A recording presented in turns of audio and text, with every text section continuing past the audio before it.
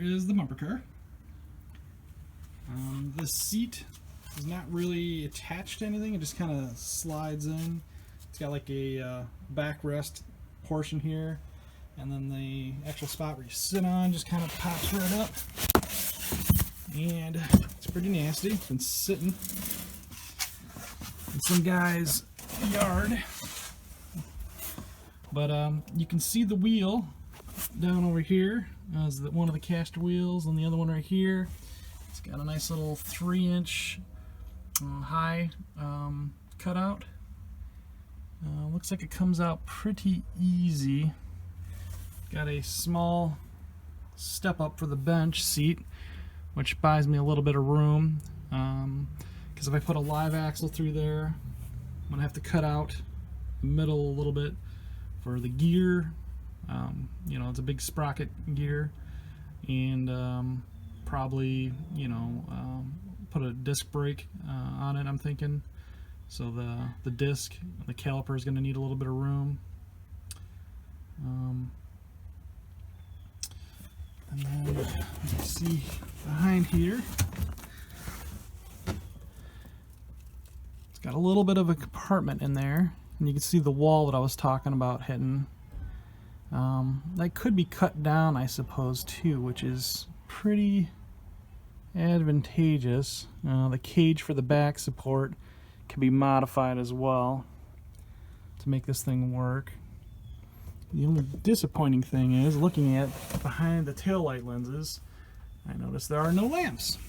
So I'm gonna have to get some lamps too, because I want to have these all lighting up and looking really cool, and have it tied to the braking system, and I could even get crazy and put in turn signals if I wanted to.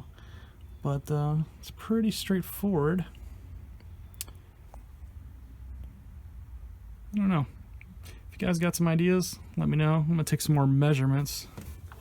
The 12 inches that you can see that I was talking about is from that steel wall to the center of the back wall, and then towards the top it's more like 11 inches because it's curved.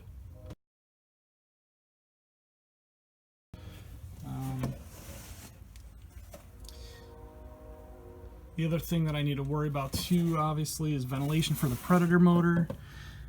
I got 2 holes there in the bottom, which I can, you know, make some sort of exhaust that dumps down to the ground and kind of angled out, so the exhaust won't build up in there, and hopefully not too much excessive heat.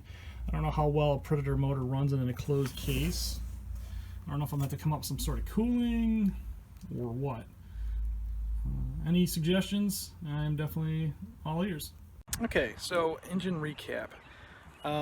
Originally we decided against the GY6 motor, which was the moped motor. It was too long to fit in the cavity. Some of the other considerations was to use the original electric motor that came with the go-kart, or the bumper car rather. I'm not sure even what type of electricity that runs on.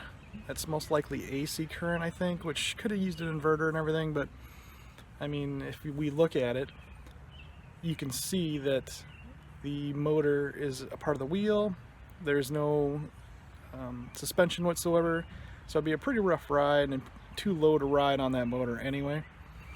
Other option would be to basically replace the electric motor and use a rear wheel electric motor, which is a possibility. I just didn't want to deal with all the batteries. Then I started looking at other motors.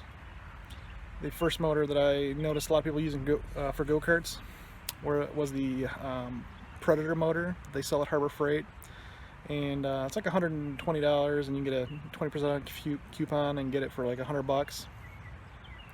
The only issue with it is it's not electric start, and can't run any electronics off of it. So some people go to the length of getting, you know, a coil that fits behind the flywheel to generate electricity, and you can get an electric starter kit. Well, the electric starter kit, if it fits, because there's differences between a Hemi version of that motor and a non-Hemi version of that motor that Harbor Freight sells. It may or may not fit the taper on the drive shaft very well, and it's like 84 bucks anyway. So I went higher ground. Luckily, found it reading a bunch of go-kart forums and everything. With that Carroll Stream motor, it's an electric motor from the get-go. It's a 6.5 horsepower motor, which is basically the same as a 212cc motor. And I got that motor, I think it was $184 I saw it for on eBay with $32 shipping. I was able to get it cheaper because there was a coupon code, and it wound up coming up to like basically $184 because it was like a 25% off coupon code that I had for eBay. So it worked out advantageously. Essentially I spent the same amount of money that I would have trying to adapt a motor that may or may not have worked with an electronic starter kit with one that is designed, and plus kind of like the color scheme better anyway. The Predator motors are all black. This one's, you know, got a red casing and a white, kind of off-white gas tank. So it's just, I don't know, I like the colors better. So yeah, it all worked out pretty well. Let's take a look at it.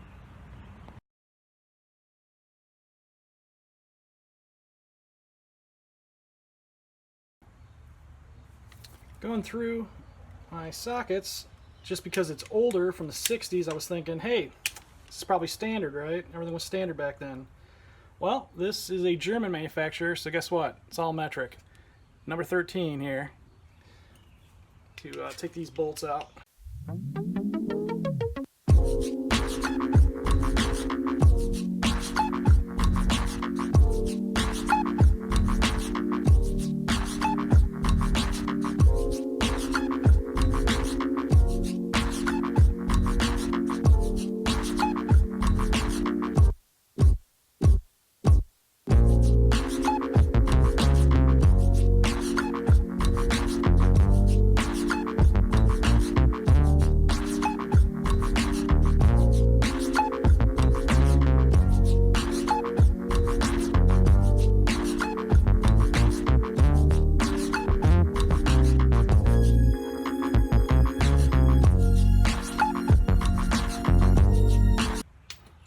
Okay, that does it. 1, 2, 3, 4, 8 bolts. And there we go. One bumper car axle. Pretty cool. Since we're dealing with a small slot, it's only a few inches opening, which I have here in my diagram. Let's see, it was only 5 inches wide and 5.5 inches wide before it hits the inner box, which I'm going to cut out too. The height on this is 8 1/4. It's 3 inches wide, 3.5 inches wide. I was just using these as a reference. You can't really use Harbor Freight tires. They're not designed to be go-kart tires. They will fall apart on you. But the wheel size is close to something that I would need to get it to fit in there, which there it is a 4.1 by 3.5-4. And if I cut it out, it'll actually give me a decent amount of height. I don't want to go much higher than that, because I still want it to look like a go-kart, not a go-kart, a bumper car. Rather not a go-kart or a four-wheeler, you know, something jacked up. So we're going to go ahead and cut this out a little bit, see what it looks like after we cut it out.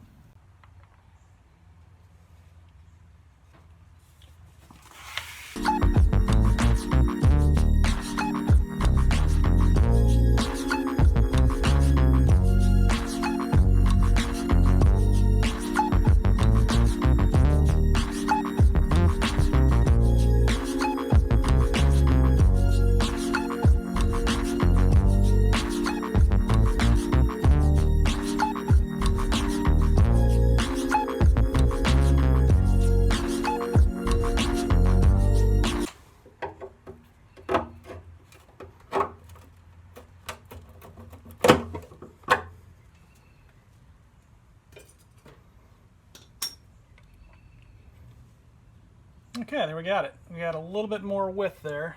I'm going to go ahead and cut this back all the way. There's a little bit more, a couple more inches right there that I can get back to.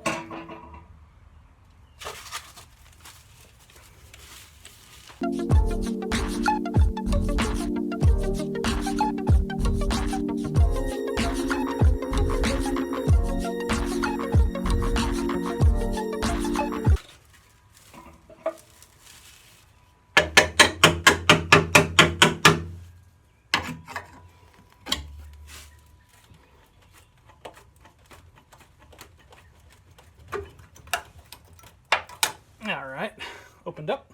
There we are. We'll take and smooth that out after, but for the most part, we got a good start.